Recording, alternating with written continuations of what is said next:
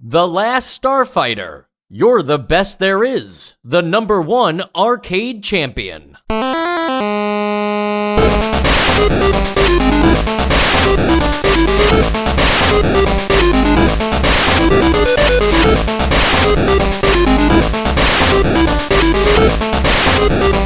And welcome to Nostalgia, a chronological exploration of every NES game released in North America. I'm Mike. I'm Sean. And I'm Joe. And the reference there to you being the best there is and you being the #1 arcade champion are one of the few ways that you can know that this NES game, The Last Starfighter, is a video game port of a 1984 movie that also goes by the same name, The Last Starfighter. Because it's not like the movie. You know what I'm saying? It's like enough time has passed. Enough time has passed. It's not like it's like in the release window of like, I've got to promote the movie, release a game. It's like 1984, now we're in 1990, and we're just getting the game based on this movie that, like, look, I'm sorry, I know our audience probably likes this movie. Did the arcade version come out alongside the movie and it just was ported to the NES now, or... Okay, but that's where things are going to get even more confusing for you, Joe, because I don't know how long we go with this, but like the arcade game that this game is based on has nothing to do with The Last Starfighter, the movie. It's an arcade game called Iridium. Oh, right. So that's that. So they just took that game and said, let's now just say this is based off of that movie. That movie from 1984 that we are going to release in 1990. Let's just say it's that. Not change anything about the game. We don't have to worry about that. But what we can do is we can put in on the back of the box and in the manual a bunch of references to the Last Starfighter movie. You guys are blowing my mind right now because here I was prepared to talk about like, wow, isn't it meta? Like we got our first like meta game here because like the movie's about playing a game called The Last Starfighter, and now we're playing a game called The Last Starfighter based off a movie called The Last Starfighter that's about a game called The Last Starfighter, and you're telling me that this is like a reskin? It's a blatant reskin too. It's not even, the game is called Iridium. It was on the Commodore 64. It was not on the arcades.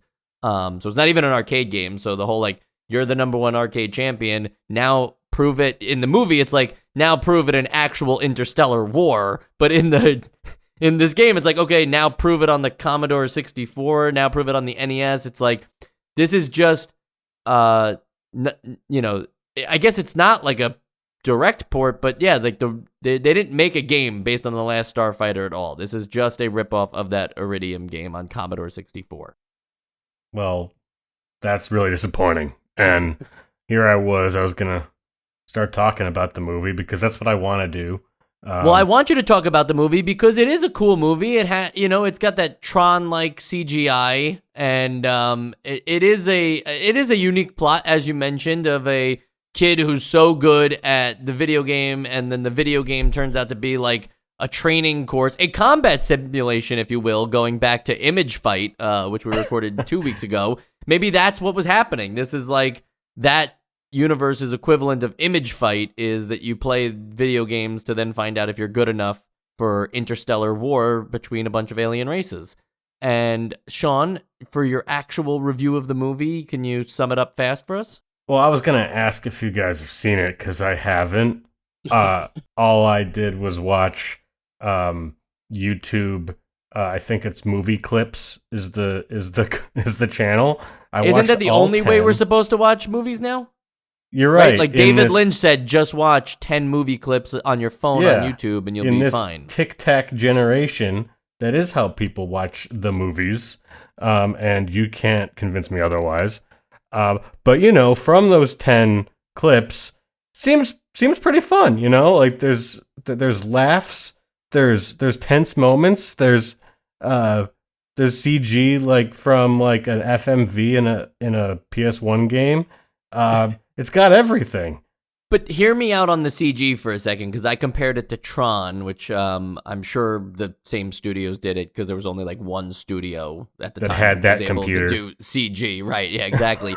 But and I'm being maybe too nice here, but from what I saw, of the movie. I actually would compare it to like Toy Story 1 in terms of like, it holds up fine because you're aware of how basic it is, right? Like when you look at Toy Story 1, you look at Toy Story 3, you're like, wow, this CG stuff really came a long way. But it's not like Toy Story 1's unwatchable, just like the spaceships in the Last Starfighter movie were like cute for the video game theme of it, right? You buy into it the same way when you play 8-bit games. You're not like, Sure. what, I can't even look at this. How does it compare to, and nobody in our audience is going to know this because we're younger than most of our audience, but how does it compare to Spy Kids 3D?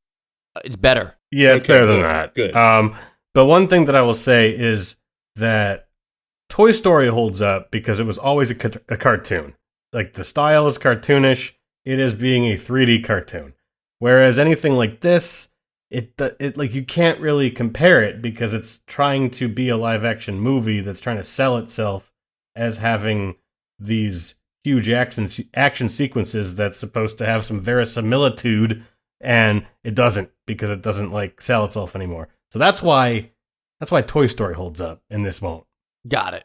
There is one other reference to the game that's actually one other reference to the movie inside the game, and that is the high score in the game is 500,000 points by ALX, and that is the main character's name in the movie, Alex. So they at least went a little bit beyond just saying like, hey, if we just rename this game, right? Like, I don't know, that's a genius idea. Why didn't they just find a dinosaur video game on Commodore 64 and just start calling, like, well, Jurassic Park wasn't out yet, so they haven't had that The idea. Land Before Time. Maybe they could have gotten ahead of Spielberg and released I can go Jurassic back Park in the time game and do this before the movie. Yeah. I'm creating a little time loop. Or they could have. No, there's actually no examples that I can make because I was born in 1992. There's no examples because I just don't know any movies that came out before 1992, so I'm just not suitable any of them for this. I don't know any of them. That's true. Well, I didn't know that this was a movie until, this week. And I'll say this is one of the rare times I looked at the cover of this game and I was like, I think this deserves a manual read, because it's like this regular dude in like a flannel, just like contemporary human. And then there's like, I don't remember exactly, but like space design behind him or whatever. So I read the manual, and without knowing it's a movie, and even with knowing it's a movie, it's a very interesting story introduction, where the first sentence of the introduction to the video game Starfighter is, yes, the introduction to your favorite video game, Starfighter. Very weird in the first place. But then it's like, then it goes in like, you've played it so long, and it talks about how much you've played it in the arcade and how you had the high score. And it says, well, prepare yourself for a surprise because it's not a video game, it's a training simulator from this, I'm assuming this is the plot of the movie, from this alien on this other planet, and you've got the best score, so they're recruiting you to come and save them. Joe, and it treats the whole thing like that. And wouldn't not it knowing be it was funny? a movie, I thought it was clever. Wouldn't it be funny if that wasn't the plot of the movie at all? Yeah, yeah. This is just the plot of whatever this game was originally called. Yeah, or they just got the early script and they had to start making the game back then, but they actually, in the 7 years it took them to get it from script to release of the NES version of the game, they still used the old script and not the new one. Yeah, it's the HBO Game of Thrones did.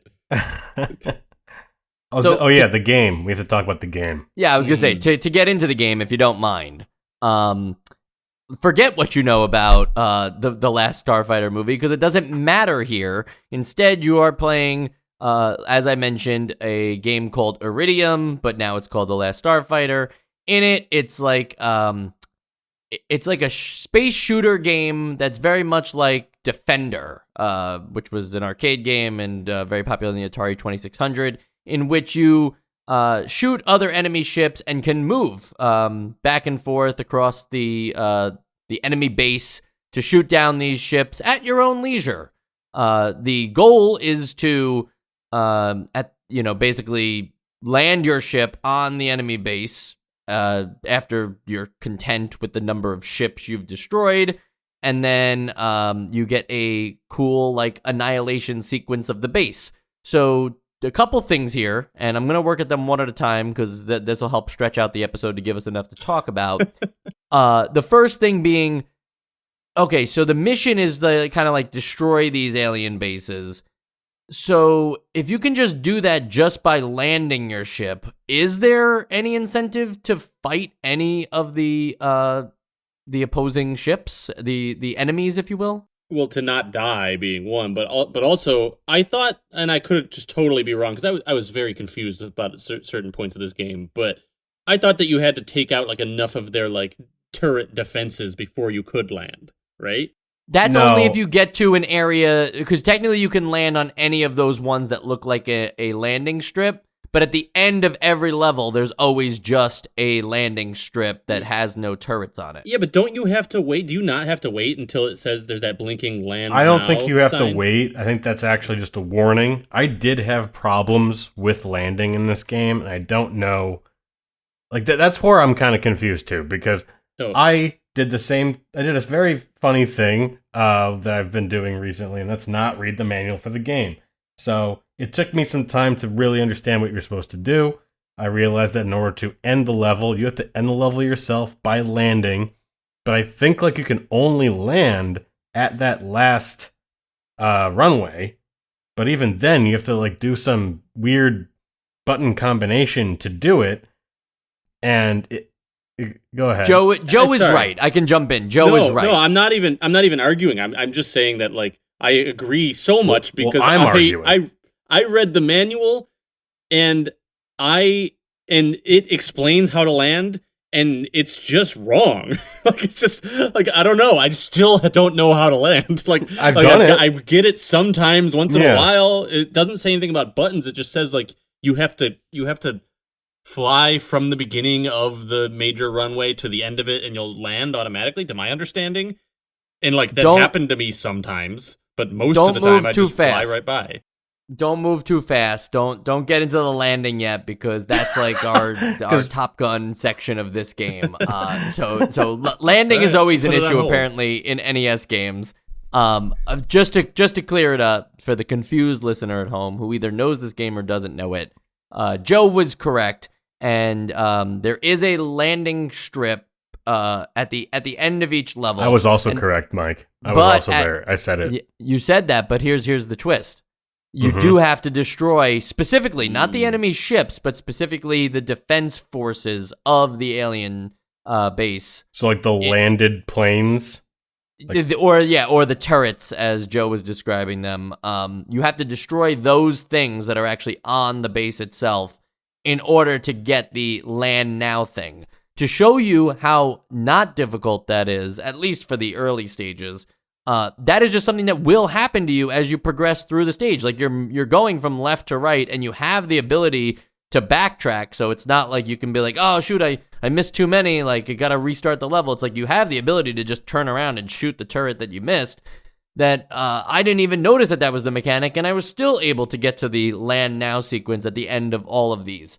It is something that they at least make it so that you have to land at the end of your scroll to the right sequence, so you at least have to see the entirety of the base before you can choose to exit the level. I just feel like it is a little strange that it isn't clear all enemies in order to get the land now sequence, and that the enemies just always will just spawn infinity. That's where I'm having some trouble, like, understanding what you're saying here, because I'm pretty sure that the land now thing it's on a timer. Like, it doesn't matter. Not. It's not? It's not. It's those turrets on the base itself, like those things that shoot at you. Sure. Okay. But no, there are other things on the base that might shoot things or launch projectiles too, like such as ships, and those don't matter. You don't have to kill those ships that it launches out. You just have to kill the actual destructible turrets that are on the base itself. Okay. But because like there were times that I took too long landing now, as one would say in this game, and then they just send like a hit squad that has like perfect accuracy, and they will destroy you if you haven't landed now. So I had some trouble. I know it was easy for you. I never said it was easy. I said as far as the early stages go, because that's about all I could tolerate.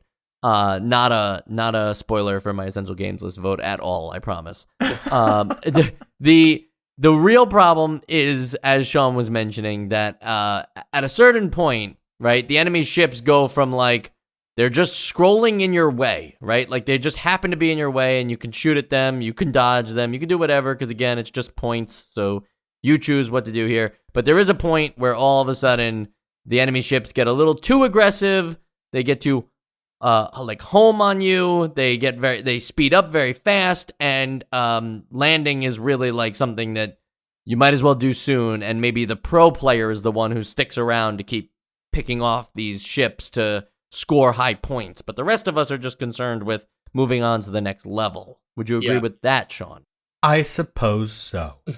My problem with it was that I actually really like the idea of this shmup where you are kind of just backtracking on like this very small.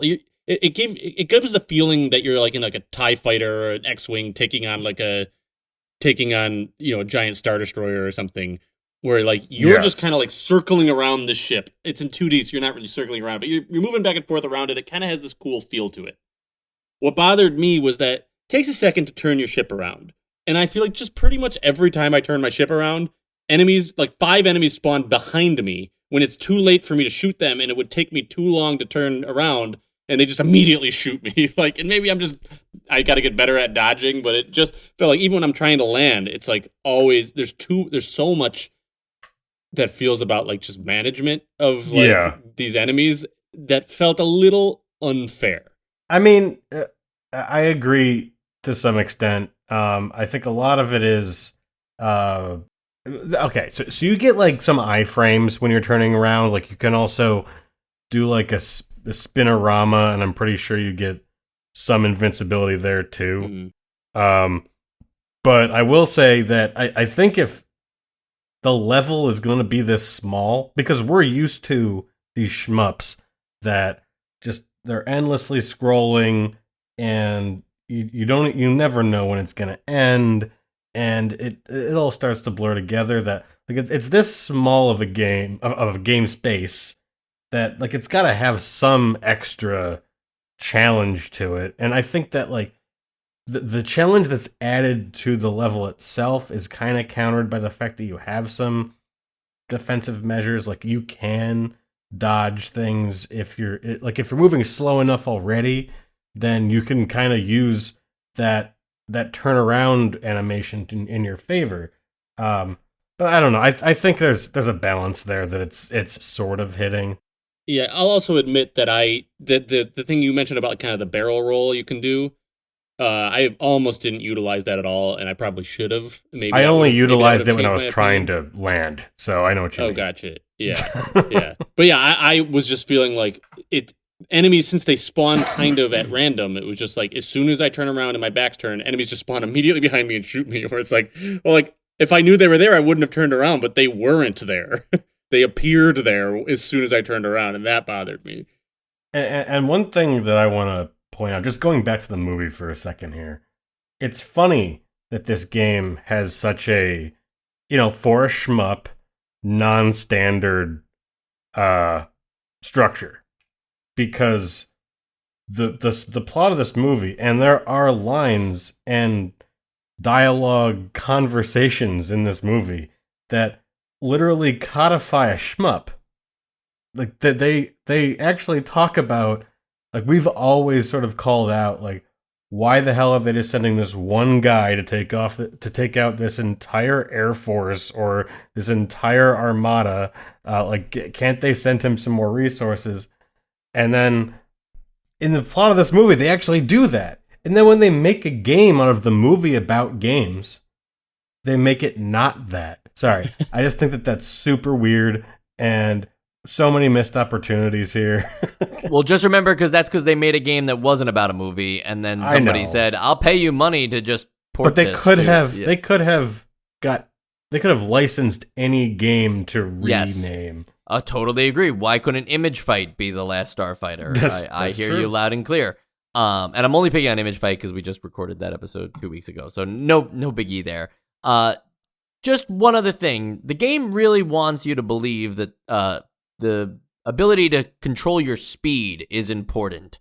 It is something that you do have power over. by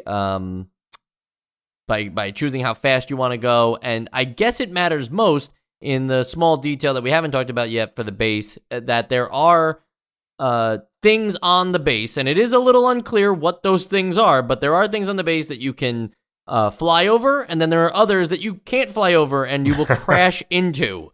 And I don't know if anybody else was able to figure out the secret sauce that was like, oh, when the graphic looks like this, you'll crash into it.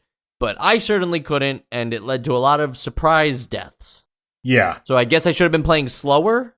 Okay, so the whole speed thing, basically you should be playing as close to standard shmup scrolling speed as you can, until there's like a thing that kind of looks like a pickup. So you might fly into it thinking you'll get a power up, but then you just explode. Otherwise, if you go any faster, you will just run into the things that Mike was talking about. The only thing I could tell is that these things that you can hit and blow up, like they have like a drop shadow. That's the only way that I could tell, but that is not legible at the speed you're usually going at.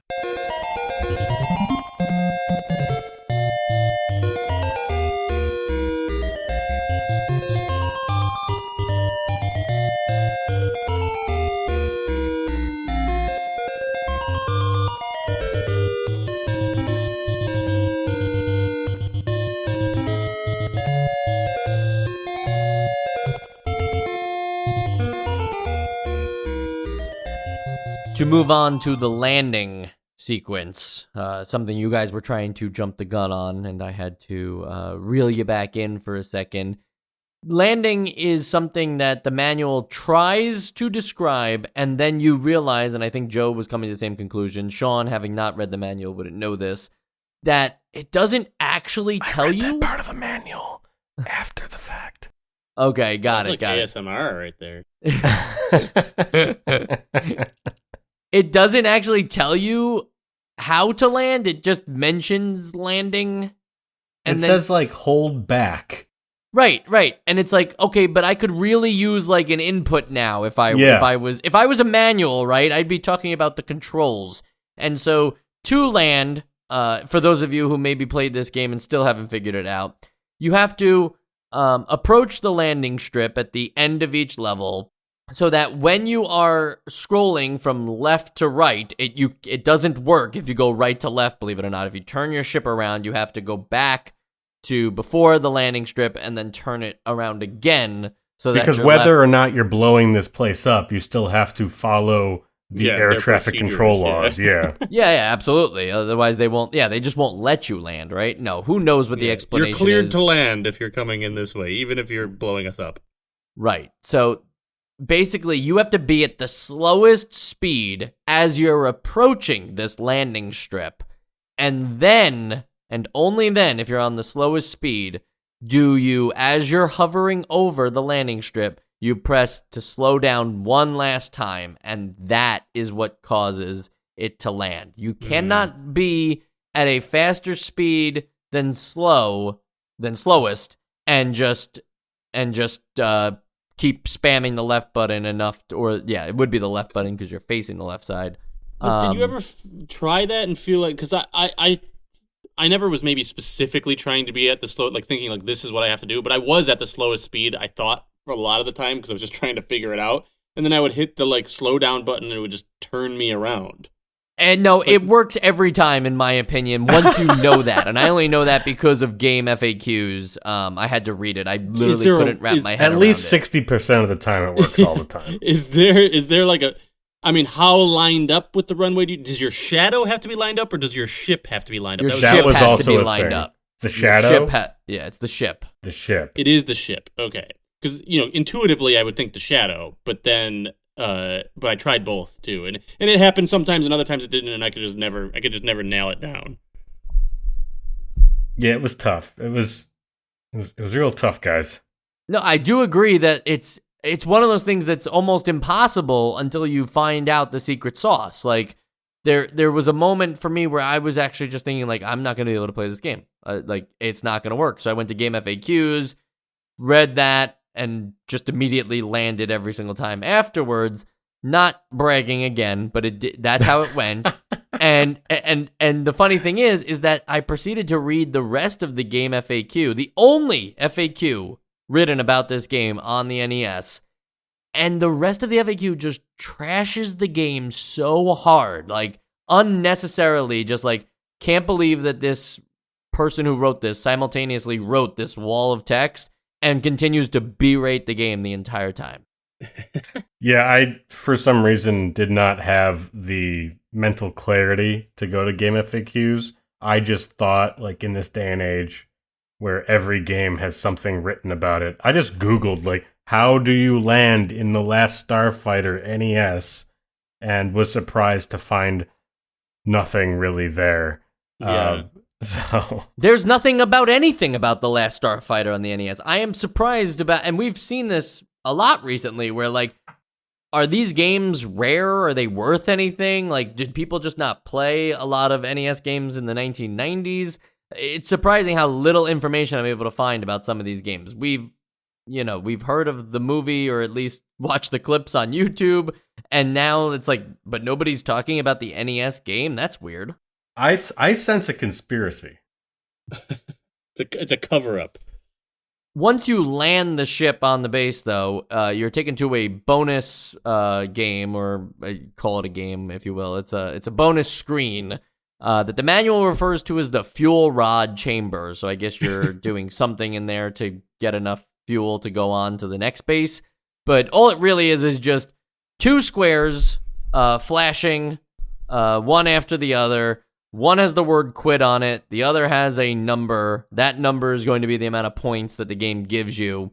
And you have to press the A button while hopefully the number is flashing, or else you press the quit button, and that just means the bonus level's over.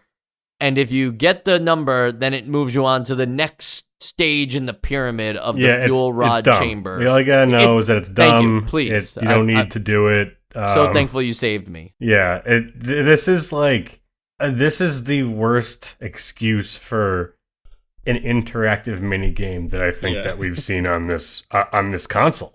It's literally just like, try to match the clock speed of this, and that's it. It takes no. It takes. I'm done talking about it. Yeah, by the time you get to like the highest up one, I mean like the highest one, it's got to be pure luck. I just don't believe someone could be like fast enough to actually like get that on skill. No.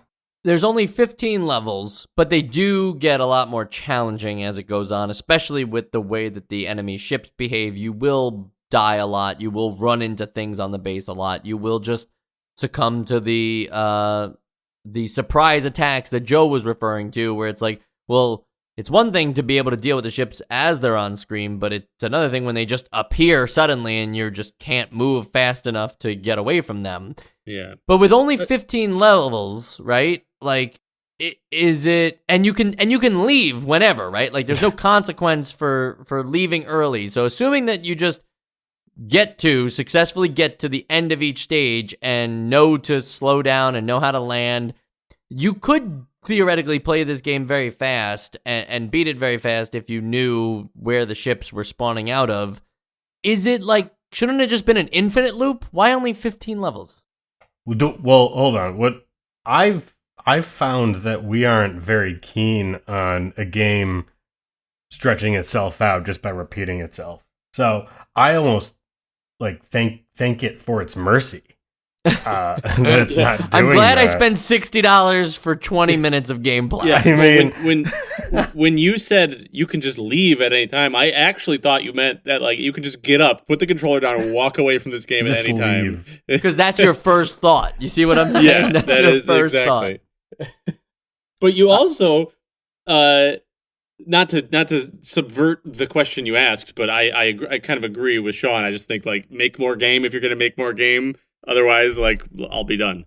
But you also mentioned that you will crash into the ship or to like parts of the ship often. Did anyone else feel like that was a lot of those things are like hard to tell what's 3D and what's not? Yeah. I crashed into a lot of things I thought were part of the background. There's definitely, like I was describing it earlier, there's like a drop shadow to that'll show you what is crash intoable and what isn't.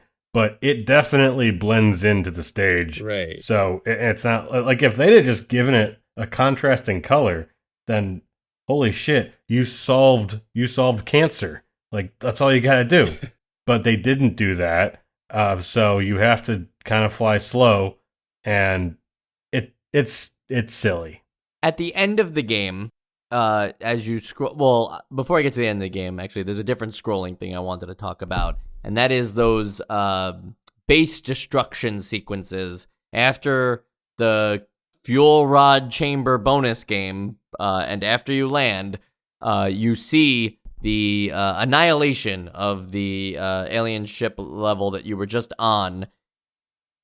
But it's kind of autopilot. Like, you can steer the ship from left to right, but you can't die in the explosion, right? Mm-hmm. Like, you just watch it blow up. It's there to be cool. But like, why is it on autopilot if you can control the ship, right? Like, and you're just watching the whole level blow up again. It's like, shouldn't there be one last, like, challenge here? I don't know if I would have liked that in the actual game, but, like, thinking about substance, like, isn't this just weird that, like, at the end of every level, you just kind of watch the same cutscene over and over again where the level destroys itself? I was thinking of it the opposite way. I was like, oh, okay, there's this cutscene, and as an added perk, they let you maintain control of the ship during the cutscene, rather than, like, this is a level, but nothing can happen to you. So I guess it just depends on the way you look at it. Yeah, had the levels not started with you needing to get into, like, the safety corral zone to be able to control the ship, you know what I'm talking about? There's, like, those 5 beach balls that, like, right. Once you enter that, you have control of your ship. But had that not been there, I would have thought that they just didn't know how to program a cutscene, and that you could just control the ship at all times. That was an immediate introduction to frustration. I don't know what it is, but that not having control of the ship for those first few seconds, like, immediately made me kind of upset. And I don't know if that's just, like, my reptile brain that's been getting worse and worse and just getting rotted by video games, but that it just didn't feel right. It felt right to you guys? No, I don't think I had the same frustration, but I was like, hey, what? Like, I was, like, checking my controller, make sure it was, like, plugged in, and, like, I was a little concerned for a moment. I don't think this is related to the movie, but after you've finished the final level, you scroll past a bunch of text that says, "Good zappin', ... turkey." Yes. What the heck is that?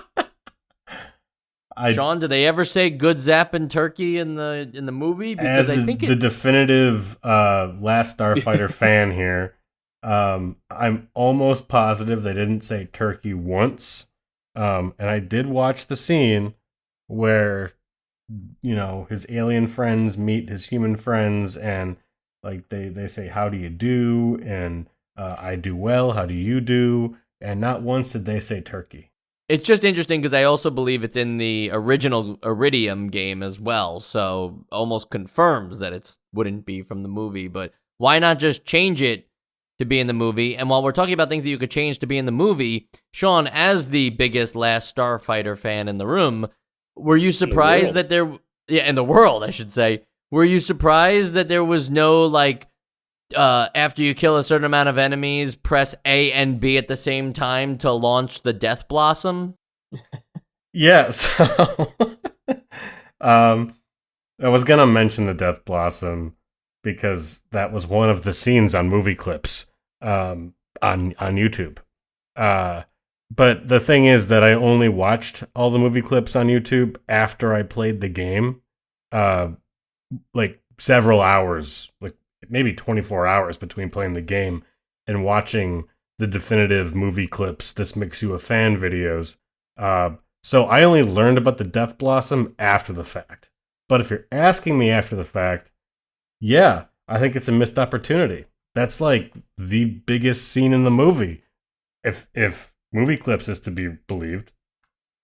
Well, it's definitely the coolest because, there's a lot of talk about the Death Blossom, and then to actually see it, again, I'm not saying that the graphics look great compared to the Marvel Cinematic Universe movies, but it sold me. I was like, hey, that looks great, I'm buying it. He's doing all that. And maybe it's because they leaned into the video game feel of it all, especially the, 80s arcade aesthetic of it. But I buy that, and I'm really surprised to see that they couldn't even just deliver a Death Blossom end sequence at the end of level 15. Just something. Are we sure that this isn't just a ROM hack?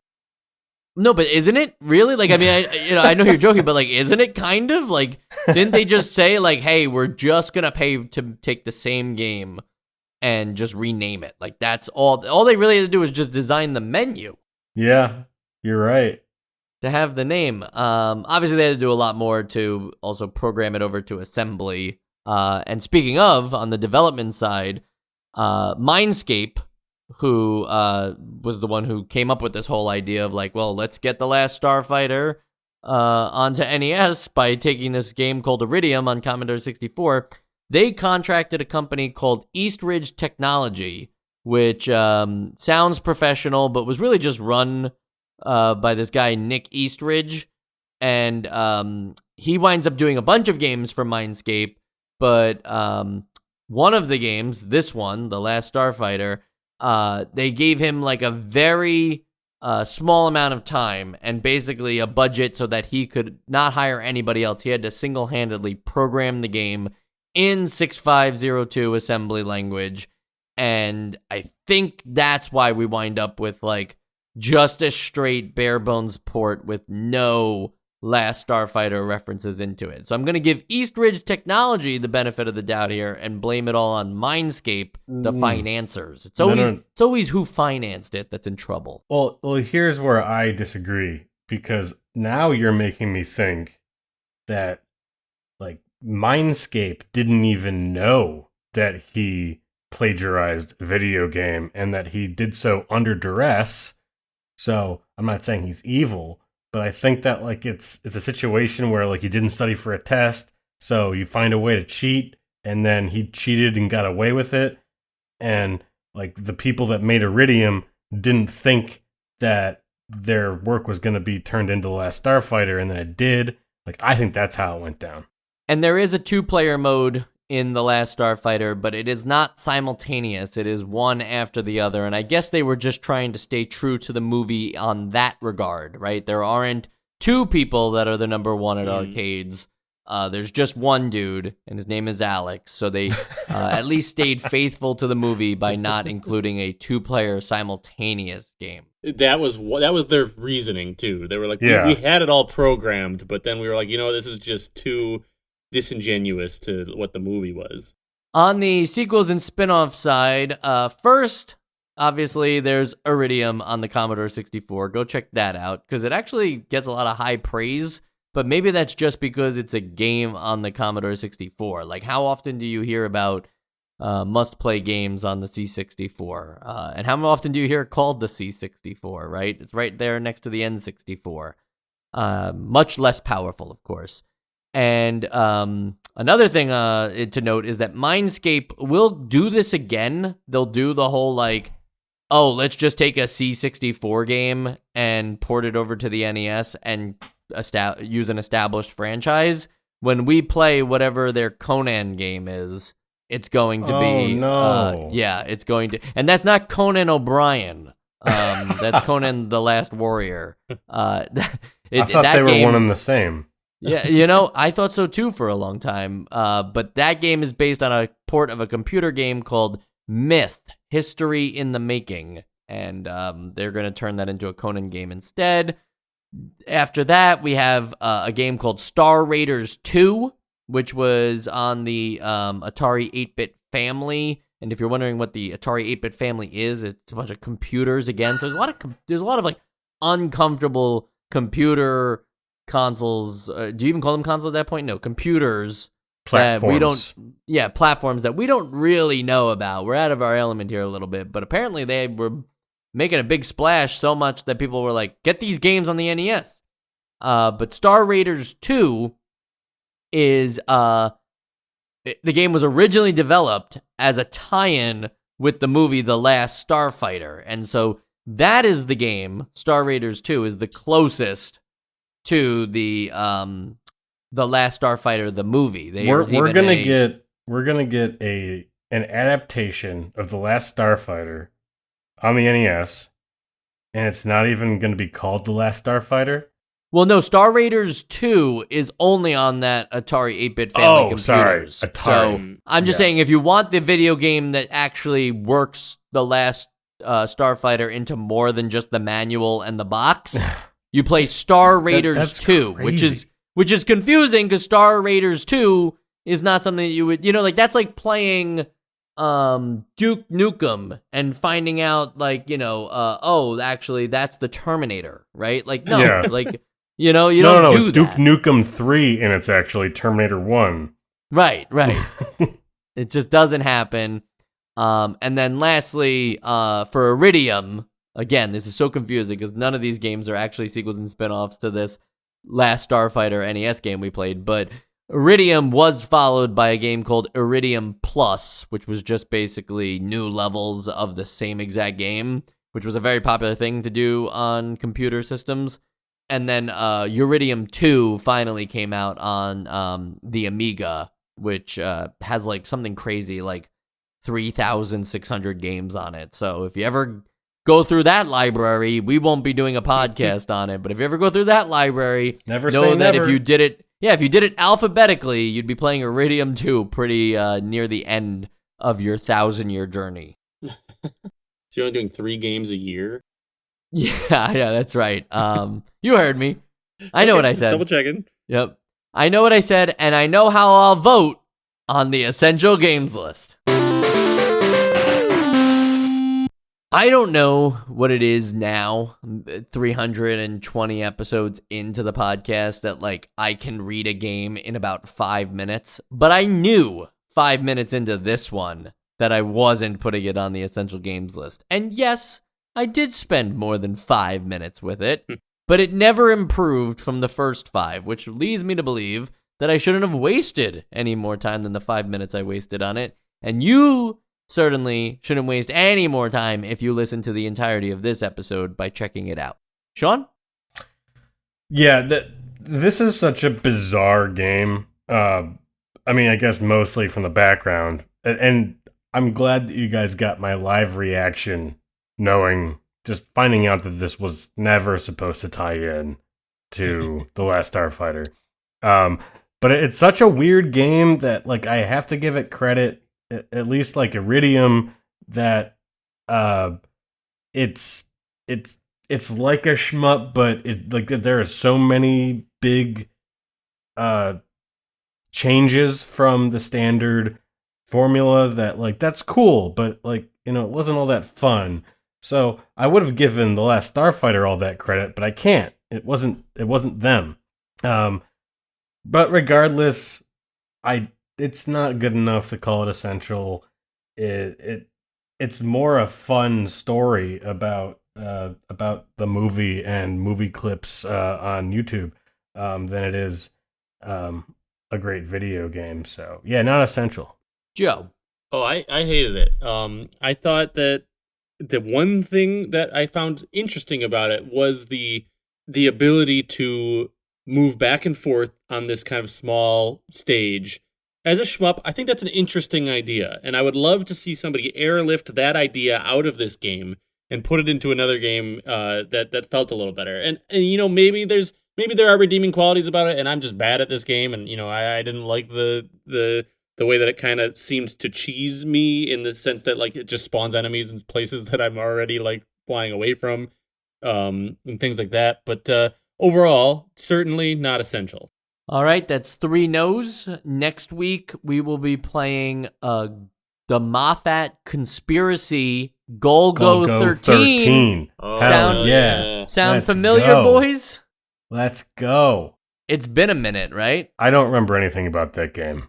You liked it? Actually, it's like one of the few that I actually do remember a lot about because I know it's it was like so spy. interesting to me. It's got cutscenes. But there's like Yeah, and there's like 10 different like types of gameplay in it. Yeah. You know, there's like a shmup level. There's like, you know, your run and gun, and then there's like 3D stages. Yeah, there was like a whole minute where they just had like a sniper mini game in there. Yeah. You know, they were Yeah. just like, hey, I'm now excited. you're a sniper.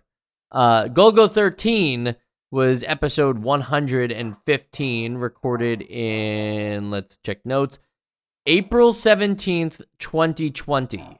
Wow. And Golgo 13, the Moffat 4 years ago. conspiracy, is May 3rd, 2024. So that's kind of cool. Time is a flat circle. I am going to go watch David Lynch's Blue Velvet movie clips on YouTube now, just the way he intended.